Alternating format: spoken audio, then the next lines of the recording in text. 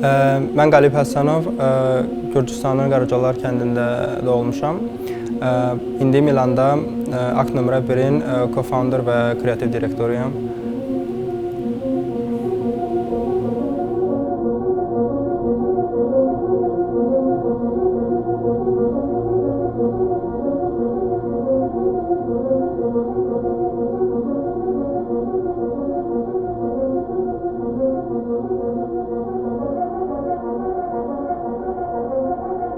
Əslində bilirsiniz necə o qədər fikrimiz, trend, tendensiya belə şeylərdə yoxdur. Biz nəsə mesaj çatdırmaq istəyirik. Ona görə mənim o qədər xoşum yoxdur göstərim bu əlbisə, bu don belədir, gözəldir ya və yaxud. Bu sadəcə olaraq vasitə bizim üçün. Biz 2 il bundan əvvəl qurmuşuq brendi Milanda. Mənim kreativ bir də qurucu partnyorum Luka Lindi, əslən Çinli, amma İtaliyada doğulub böyüyüb. Gördüyünüz kimi Luka mənim partnyorum. Luka, your partner. You just say hi to camera. Hi. Hi to them.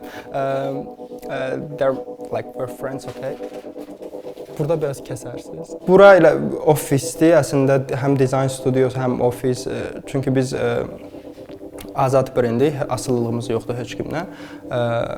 Özümüz qurmuşuq, indiyənə qədər hələ ki özümüz gətirmişik 3 il ərzində. Ona görə bütün ofis işlərindən tutmuş, dizayn işi, kreativ iş, hər şeyi burada həll edirik. Deməli, Lukanla mən 19 yaşım olanda Milana gəldim oxumaq üçün. Deməli, orada bərabər oxuduq 2 il Milanda. Sonra bir evdə qalırdıq, bəzi proyektlər həyata keçirdik bərabər. Tanış olduq yaxından, gördük ki, işləyə bilirik. Ondan sonra staj götürdük fərqli brendlərdə. Gördük ki, çox işləyirik gecə-gündüz başqa brend üçün. Dedik, özümüz üçün niyə işləməyək? Hərəmizin də az-az bəzi yəni işin bəzi tərəfləri var idi ki, məsələn, mən daha yaxşı bacarırdım, o daha yaxşı bacarırdı. Bir-birimizi tamamlayırdıq bu baxımdan. Ona görə də elə başladıq, elə bil ki, gözü yumulu, amma istədiyimiz o idi ki, yəni ki, vaxtaşırı olmasın, ciddi olsun, irəli getmək üçün çalışdıq. Az finansla, amma hər şeyi özümüz həll edirik. Yəni ki, hər şeyi özümüz tikişindən, konstruksiyasına kimi hamısını özümüz edirdik evdə, Lukagil'in evində. Milanda biraz bahaçılıq olduğu üçün Reggio adlı bir şəhər var cənubda. Orada həll elədik. 2 il yarım orada işləyəndən sonra Milana köçdük. İşlər daha yaxşı gedəndən sonra, irəliləyəndən sonra Milana köçməyə qərar verdik. Belə. Biraz nəfəs alın. Ya əslində bizim Ciao ragazzi, scusate, vi disturbiamo un attimo. Deməli, onlar təzə uşaqlardır, 3 ayda başlayıblar bizlə.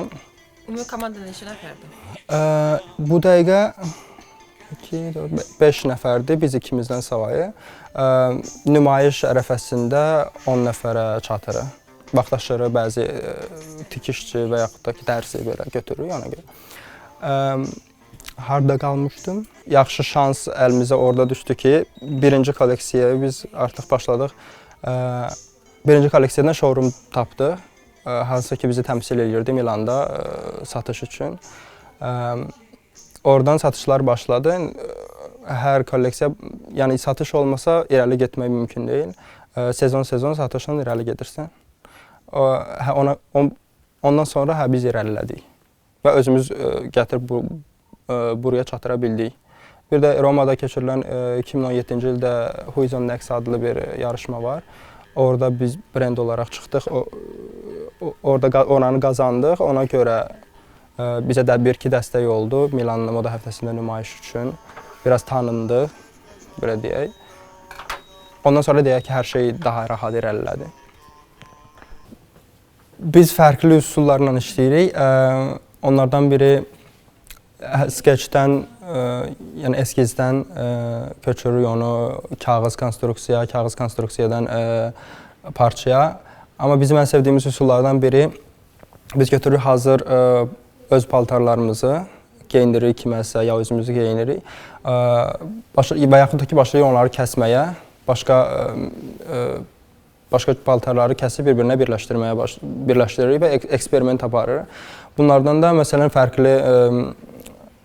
fərqli qollar, fərqli uzunluqlar əldə edə bilirik. Burada indiyənə kimi hazırladığımız bütün kolleksiyalar var bu arxivdə. Yəni burada biz parça istehsalı ilə məşğul olan parça istehsalçıları ilə işləyirik. Məsələn, burada biz bu Azərbaycan xalçasıdır. Onu biz parçalar köçürtmüşük. Burada loqo artırmışıq. Əslində bu bizim brendin özü bizim milliyyətimizin və yaxud da ki, başqa ölkədə doğulub böyüməyimizin milliyyətimizdən fərqli olmayaraq. Çünki mən Gürcüstanda doğulub böyümüşəm, başqa dildə, evdə Azərbaycanca, bayırda Gürcücə. Luka da eyni olaraq Çinlidir, amma İtaliyada doğulub böyüyüb. Bizi birləşdirən belə bir şey var. Onu birləşdirməyə çalışırdıq ki, məsələn, öz milliyyətinə fərqli olmayaraq uşaqlar doğulub böyüyə bilər başqa ölkələrdə. Onun çətinlikləri, asanlıqları və gözəllikləri.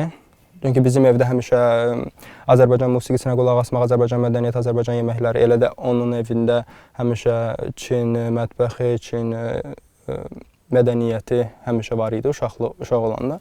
Biz onu birləşdirməyə çalışırdıq. Belə multietnik bir brendə çevirmək istəyirdik bu brendi. Elə də alındı. Ona görə burada məsələn Çinlə bağlı bəzi printlər var. Sonra başqa kolleksiyalarda da var Azərbaycan xalçalarına aid olan. Məsələn bizdə xalçalar həmişə divarlardan asılır.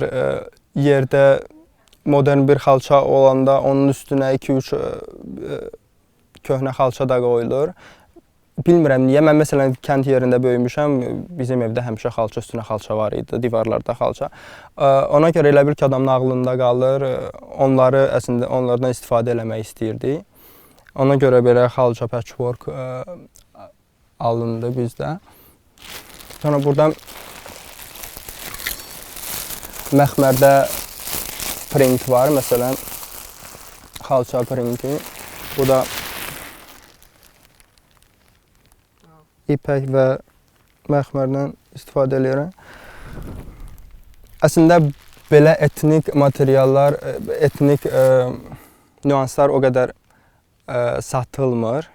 Bizə o qədər də belə deyək, gəlir yetirən bir şey deyil. Sadəcə olaraq biz öz mədəniyyətimizi, özlüyümüzü, mənliyimizi təbliğ eləməyə çalışırıq brendlə bərabər.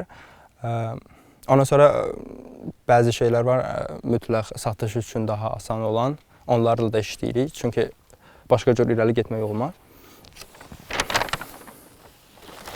Bu da həmin o xalçalardan biridir. Bu Azərbaycan milli geyimi, yəni çuxanın əslində dekonstruksiya variantıdır.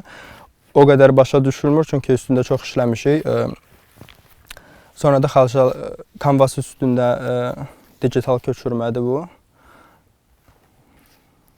Xalça effekti yaradır.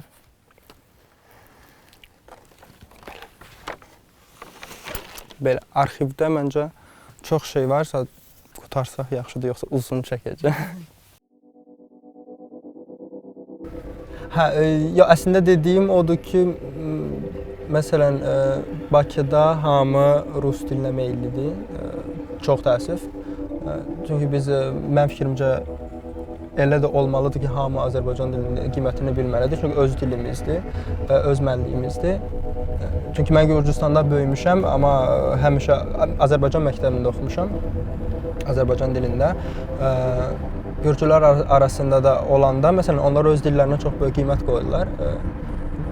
Və bunu mən, məsələn, Azərbaycanda daha çox belə şəhər yerlərində, Azərbaycan şəhər yerində görməmişəm. Efirdə də ümumiyyətlə var, məsələn, rus dilinə meyillilik. O qədər xoşa gələn hal deyil. Məni çox utandıran halda əslində, çünki Gürcülər arasında eşidən olub ki, məsələn, mən Bakıda olmuşam, hamı niyə rusca danışır? Biraz utandıran halda adamın, məncə, millət olaraq.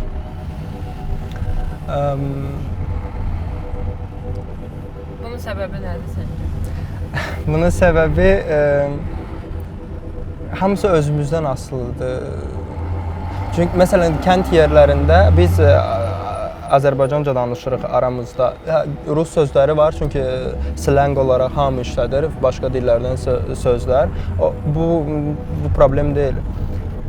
Məsələn, çünki bizdə Bakıda ya başqa şəhərlərdə ləhcələrə gülürlər. Olmağına mən bu dəqiqə ləhcə ilə danışmıram. İstədiyim odur ki, Azərbaycan dilində, ədəbi dildə danışmaq istəyirəm. Məsələn, amma ailə ilə danışanda Gürcüstan ləhcəsindən danışıram. İndi Gürcüstanda çoxlu ləhcələr var, indi dediyim kimi, amma evdə danışanda məsələn Gürcüstan ləhcəsindən danışıram ailə ilə. Amma məni heç vaxt utandırmır məsələn ləhcə ilə danışmaq. Bu problem deyil, hər dilin öz şirinliyi var, hər dilin öz gözəlliyi var. Hər ləhcənin öz gözəlliyi var.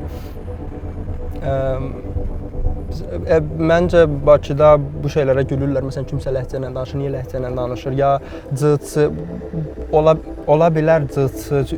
İtalyan dilinin özündə o qədər ləhcələr var ki, onlar da bir-birinə əslində gülmür, sadəcə olaraq zarafatlaşır ki, məsələn, xoşa gəlir. Gürcülərin özündə də xoşa gəlir. Bizdə gülürlər. Ona görə bir-birinə gülürlər, başlayır rusca danışmağa. Amma Azərbaycan ləhcəsindən, Bakı ləhcəsindən. O da maraqlı haldır. Yaxşısı budur ki, hamı öz ləhcəsi ilə danışsın, amma Azərbaycanca danışsın. Belə. Amma belə bir şey də var ki, məsələn, kəndçi uşaqları başqa olur. Elə bil ki, daha çox torpağa, dilə, elə bil ki, daha çox hörmətli olurlar. İndi şəhər uşaqları yəqin ki, özlərini belə deyim, cool göstərmək üçün başlayırlar rusca danışmağa. Mənim onlara məsləhətim odur ki, əgər cool olmaq istəyirsən, ingiliscə danış. Rusca danışma. Belə.